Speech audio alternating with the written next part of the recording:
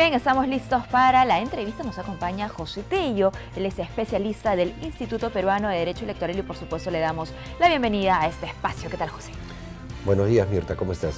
Muy bien, muchísimas gracias por acompañarnos. Vamos a hablar sobre dádivas, señores, un tema que no se agota, que tenemos que ponerlo en este espacio cada cierto tiempo para reflexión de nuestros candidatos y también de los ciudadanos, porque hay que entender que frente a las dádivas o la prohibición, mejor dicho, de entrega de dádivas, hay dos actores importantes, ¿no? Claro, los actores importantes en este caso son los ciudadanos en sí, no los electores a los cuales trata de llegar este candidato y el candidato, la organización política interviniente, ¿no? Entonces, el contexto en el que se da este tipo de situación, que es obviamente fiscalizada por la Dirección Nacional de Procesos Electorales y también por el Jurado Electoral Especial, que es el órgano competente para resolver este tipo de situaciones, en caso de advertirlas, ¿no? Es algo que se da desde el momento de la presentación de la lista de candidatos. Sí. ¿No? O sea, ya venimos... Exacto, eso lo discutimos hace algunas semanas. Claro, ¿no? desde el 19 de junio a la fecha todos los que están en carrera, ¿no? Ya han estado, digamos, con el tema, o sea, mejor dicho, deben sujetarse a esa normativa. Claro, sujetarse a la normativa de prohibición de entrega de dádivas, ¿no? Ahora, las dádivas se entienden pues como la entrega de algo o la promesa de entrega de algo, ¿no? Y eso es algo importante, valga la redundancia, de siempre tener muy en claro, ¿no? Y hablamos de una serie de supuestos que son los contemplados en el reglamento. Por ejemplo, la entrega de alimentos, la entrega de, de medicinas, ¿no? Algún tipo de regalo, presente. Todo eso constituye obviamente pues la dádiva, ¿no? Es un tema bastante interesante, pero ahorita está muy recurrido el tema de las campañas médicas, campañas veterinarias, en la medida en que medie la entrega de, digamos, de objetos, de medicinas. Claro, podríamos estar ante un supuesto de dádiva, ¿no? Y ojo allí con el concepto de promesa. También, de entrega, claro, ¿no? Porque puede ser muy subjetivo también, cómo fiscalizar este tipo de práctica. Lo que ocurre es que la fiscalización ya de por sí se torna una labor Claro, es un desafío para este proceso, es colosal, ¿no? Porque el organismo electoral, en este caso el Jurado Nacional de Elecciones, tiene por delante pues una fiscalización que, en el caso, por ejemplo, de conurbación, como existe en Lima, ¿no? Digamos que los fiscalizadores tienen competencia por su jurado electoral especial, pueden dar, digamos, un seguimiento, pero si vamos al interior, donde los distritos no están pegados, no hay esa conurbación, sino existen grandes distancias de 6, 7, 8 horas entre un distrito y otro, a veces la vía de acceso no son las idóneas, incluso se llega ahí a herradura, ¿no? Es complicado que se pueda dar una fiscalización eficiente, ¿no? Y además también es muy fácil que ahí se puedan dar este tipo de situaciones porque culturalmente se ve mucho el candidato que llega siempre con los regalos, llega con las botellitas de aguardiente, llega con el cañazo, ¿no? Llega con la hojita de coca, ¿no? Este tipo de cosas que en sí son dádivas, pues, ¿no? Ahora, frente a ese desafío, lo positivo es que se llama al ciudadano a que sea también un actor, un protagonista en esta fiscalización. Porque puede denunciar el ciudadano como puede denunciar una organización política. Y es más, ciudadanos, un grupo también puede ser. Y es muy importante que sepan algo, quien ahora como candidato no está respetando la ley, porque esta es una ley de prohibición de entrega de dádivas, creo que como autoridad va a dejar mucho que desear, ¿no? Porque no, ya de por sí no demuestra un respeto hacia la ley, ¿no? Y esto lo digo como un modo de reflexión, ¿por qué? Porque la gente igual, o sea, va a incurrir, dada la dimensión del proceso, va a incurrir en el tema de dádivas. Y al final va a quedar mucho en el ciudadano si le da el voto o no a una persona que tiene estas malas prácticas, ¿no? Porque en realidad nada bueno puede salir de ahí, ¿no? O sea, con un infractor de la ley nada bueno se puede esperar, ¿no? Claro, si ese es el inicio, imagínense el cierre. Ahora, ¿no? por ejemplo, las sanciones son fuertes, ¿no? Sabemos clarísimo por el reglamento y por la norma electoral de que son 30 UITs, por ejemplo, cuando se acredita verdaderamente de que ha habido una entrega de dádivas, no se ha cometido la infracción. Estamos hablando de 124.000 soles con 500, me parece. Claro, 124.500 soles. Más o menos. Pero aparte, también está el hecho de agarrar y de, por ejemplo, ser pasible de una exclusión si es que hay una reincidencia o si es que la entrega de dádiva supera las 2 UIT, ¿no? Entonces, estos supuestos obviamente se dan en el caso particular de un proceso sancionador, ¿no? El cual se apertura obviamente por el informe del fiscalizador o por la denuncia que se puede presentar, claro. Entonces, es algo que vamos a medir en su real dimensión cómo va a darse en los siguientes días, ¿no? La normativa está dada, esta fue modificada, recordemos, el año pasado, Claro. me parece, ¿no? Para respetarla, para ponerla en práctica, para hacerla propia. No solo futuras autoridades, también ciudadanos, como hemos dicho, tienen que conocer que existe esta normativa, que está prohibida la entrega de dádivas, que hay sanciones frente a ello. Ahora, y hay que separar las sí, dádivas sí. de lo que es la propaganda electoral. Ajá, La muy bien. propaganda electoral es aquel, digamos, presente que se da a la gente, muchas veces también identificando al candidato, a la organización política, por quién votar el día 7 de octubre, que es muy normal entregar un polito, una gorrita. Sí. Por si acaso no hay claridad respecto a si uno puede entregar más de un, digamos, un objeto de propaganda electoral. Eso también, por ahí Claro. que una persona pueda ¿Qué pasa seguir- con la suma de los objetos? Claro, Que tazas, sí son lícitos, ¿no? claro, o sea, tazas, polos, gorritas, chalinas, bueno, ya vamos sumando varios elementos y por ende un monto superior al permitido por la norma por propaganda electoral en cada objeto, que es el 0.03% de la UIT, o sea, hablamos de aproximadamente 12 soles con 45. Si no hay claridad 0.3%. respecto a este punto en específico, Claro, ¿cuál tendría que ser 0.3% es. la interpretación de los jurados electorales especiales? No. Y el comportamiento también de las organizaciones políticas. En este caso tenemos que ver jurisprudencia. Ok. O sea, Ok, precedente. primero hay que ser respetuoso de lo que se resuelve en primera instancia. Por ahí que para algunos jurados la acumulación constituye una infracción. Pero estos jurados electorales especiales, como son autónomos en su resolución, finalmente constituyen una primera instancia y por el principio de pluralidad de instancias, en el Jurado Nacional de Elecciones ya tiene que salir un criterio, un lineamiento. El jurado recientemente, por ejemplo, ha definido ya algunos criterios respecto a algunos temas. Digamos, el más connotado fue el de la reelección de alcaldes, ¿no? Donde puso un coto a la reelección inmediata, pero también aclaró, por ejemplo, en otros supuestos que si un candidato postulaba en otra localidad, eso no constituía en sí una reelección, ¿no? Entonces, son cuestiones de jurado, digamos, va dándole forma y obviamente genera un criterio. Forma en la el cual práctica, ¿no? Claro, el cual no solamente puede revocar o confirmar lo resuelto en primera instancia por el jurado electoral especial competente, sino que además también genera ya alineamientos para que los demás observen, ¿no? Porque sabemos claramente de que lo que se resuelve, por ejemplo, por el jurado, puede ser utilizado si es que hay un proceso sancionador en curso más adelante en algún jurado electoral especial. ¿Qué te parece si vamos etapa por etapa de este proceso, ¿no? De que efectivamente algún ciudadano o algún televidente vea que lamentablemente un candidato o una candidata está haciendo entrega prohibida de dádivas, ¿no? Se acerca ¿a dónde? Al jurado electoral especial. Claro, No. claro, tiene que formular ahí la denuncia, ¿no? Los medios probatorios, ¿cuáles tendrían que ser? ¿Cuál sería la documentación? Normalmente, y ya no es algo extraño, cualquiera tiene un celular, puede tomar una foto o grabar un video, ¿no? Muy bien. Donde se realiza el acto de entrega, está en la testimonial. En sí, los medios probatorios constituyen siempre elementos ahí que se recogen en el momento, son la evidencia, ¿no?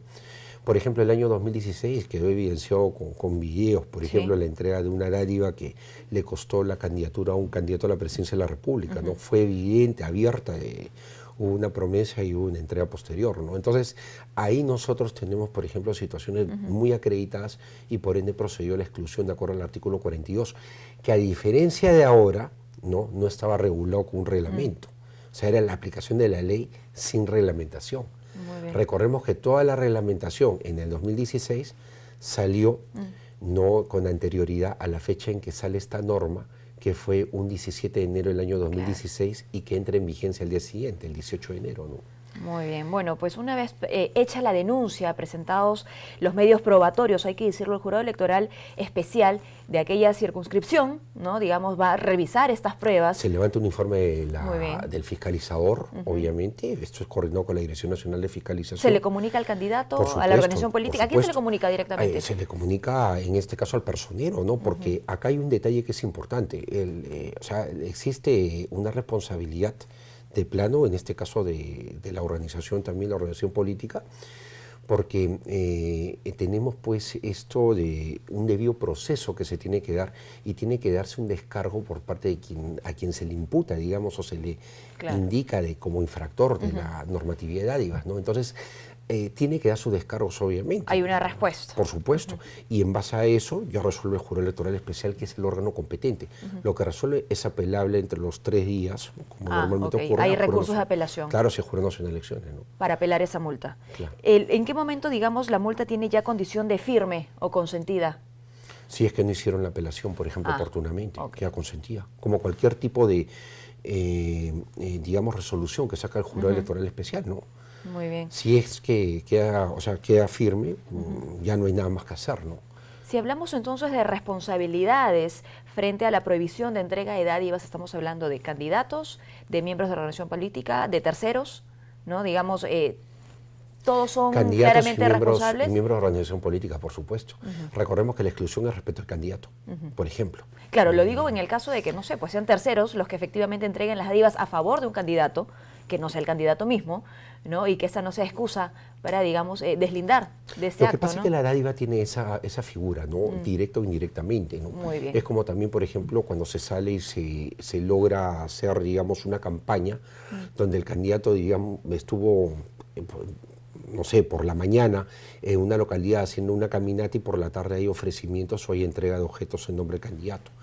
Si se logra evidenciar que hay esa conectividad, evidentemente, pues tenemos ahí una infracción.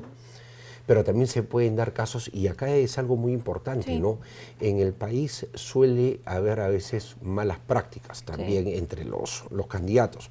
Entonces puede hacer que a uno le terminen armando, por decirlo de alguna manera, Es un escenario. es un escenario donde le pueden armar una supuesta infracción por dádivas, pero obviamente por eso existe el descargo. Por Es supuesto, para tiene desvirtuar, que haber, por claro. supuesto, es para desvirtuar, ¿no? O sea, es una cuestión que requiere, pues, de que esté bien probado, bien sustentado, y si no está bien probado es obviamente, pues, un mecanismo temerario que a veces se aplica, pero que no está con arreglo a la norma, ¿no?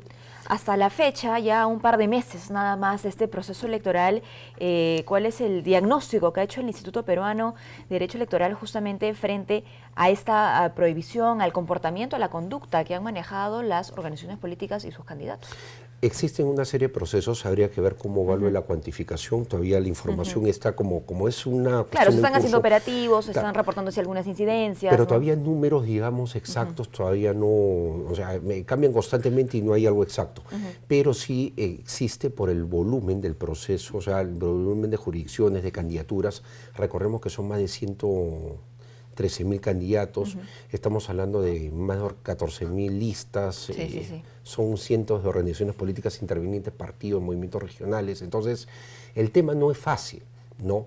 Este es el gran megaproceso, por decirlo de alguna manera, ¿no? O sea, a diferencia de las elecciones generales, ahora tenemos el triple jurados electorales especiales, tenemos mucho más despliegue de las autoridades electorales a nivel nacional, ¿no? Son 2.000 circunscripciones prácticamente que están en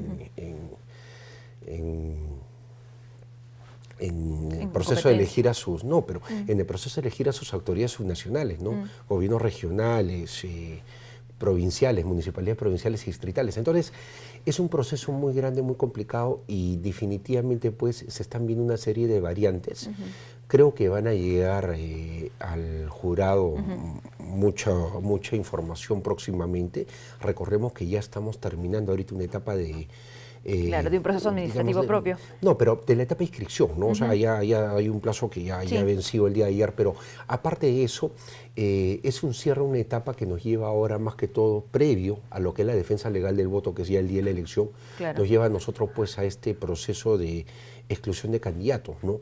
Donde justamente interviene el tema de las dádivas. Y recordemos que el proceso de exclusión de candidaturas se puede dar hasta 30 días antes de la elección. O sea, digamos que este mes de agosto hasta septiembre va a ser bastante interesante desde un punto de vista de investigación. También. Desafiante para la autoridad electoral, Sí. no me quepa la menor duda, pero para nosotros que investigamos, que damos seguimiento, digamos, a todo este tipo de casuística, va a ser muy interesante el ver qué se desarrolla, ¿no? En los siguientes días. No hablemos ni siquiera de meses, los siguientes días. Bueno, y por todo lo que ha mencionado nuestro invitado, entendemos claramente que este es un proceso complejo, que por eso se invita a la población a que sea protagonista, ¿no? Frente a la fiscalización también que debe hacerle a los candidatos, a las candidatas. Y algo positivo ya para finalizar, no sé qué le parezca a usted, José, es que el tema de prohibición de dádivas está ya en agenda, ¿no? Quizás hace muchos años era algo que se había normalizado, naturalizado, pero el día de hoy hay ciudadanos que, digamos, incluso se ofenden ante esta práctica. No, y lo cual es bueno, porque ya a ver, si queremos un cambio real ante toda esta situación complicada que tenemos en la coyuntura nacional, ¿no? Coyuntura política, coyuntura social, ¿no? Nosotros tenemos pues que ser actores ya cada vez más relevantes. Por eso los ciudadanos mismos tienen que tener una actitud mucho más enérgica. Rescato lo que tú dices, tienen que denunciar si es que ven este tipo de prácticas. Son los primeros llamados a hacerlo, pero sobre todo generar conciencia de que no hay que recibir. O sea, recibir, como muchas veces dicen algunos políticos que son críticos de la ley de dádivas, el peruano recibe, pero no necesariamente vota por la persona. Y muchos se escudan en eso también. Claro. Yo recibo, pero mi voto no va a ser para ese candidato. Pero a lo que vamos es a que desdibuja lo que es la política. Porque si algo de malo tiene la dádiva, es que nos lleva pues al famoso clientelaje y todo ello. Y recibir nos hace parte de esa práctica. Claro, y aparte es como, por ejemplo, cuando compras un objeto robado, ¿no? Viene para acá, qué oferta. Las autopartes, por ejemplo. O si no, también los relojes, cosas que venden por la calle que son robados, ¿no? Entonces, es lo mismo, ¿no? O el corromper a un policía, le doy 10 soles, pero no, lo mío no es algo complicado, no es corrupción. Bueno, hay que decirle a las personas que tan corrupto es él como la persona que puede estar pues, implicada en un caso... Es la cultura de la corrupción. En un caso mayúsculo, Odebrecht, por ejemplo, ¿no? O sea, a diferentes niveles, claro, seguramente, pero diferentes corrupción niveles, al fin y al cabo. corrupción al fin y al cabo. Entonces, acá lo que tienen que hacer es no votar por las personas que están haciendo o cometiendo este tipo de infracción a la ley, ¿no? Porque es ilegal.